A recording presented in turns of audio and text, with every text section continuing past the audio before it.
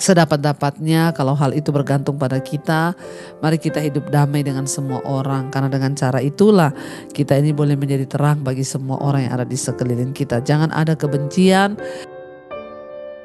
Orang-orang di luar, orang-orang dunia tuh tahu bahwa ajaran yang paling utama dari ajaran Kristus itu adalah tentang kasih.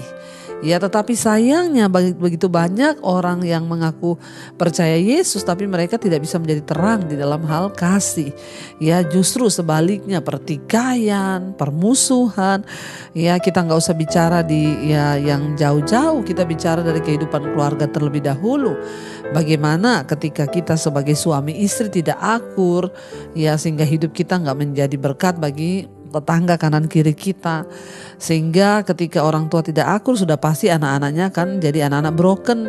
Ya, ketika mereka jadi anak broken, mereka jatuh dalam narkoba, free sex, mereka ya mencari sesuatu di luar sana yang pada akhirnya membuat mereka justru ya makin hancur, dan akhirnya ya kehidupan kita tidak menjadi berkat bagi orang lain. Tetapi saat kita ini hidup dalam kasih Bapak Ibu, ya maka disitulah kita ini boleh menjadi terang bagi banyak orang.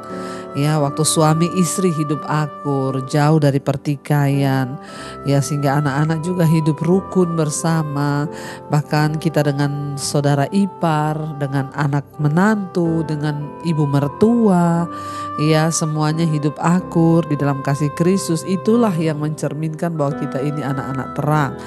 Jadi Bapak Ibu, kalau hari ini mungkin engkau masih ada pertikaian dengan orang-orang dekatmu, dengan keluargamu, kakak adikmu, saudara ipar, dengan mertua, menantu, ayo berdamai. Ya, karena dengan cara itu kita ini bisa dikatakan menjadi terang bagi banyak orang.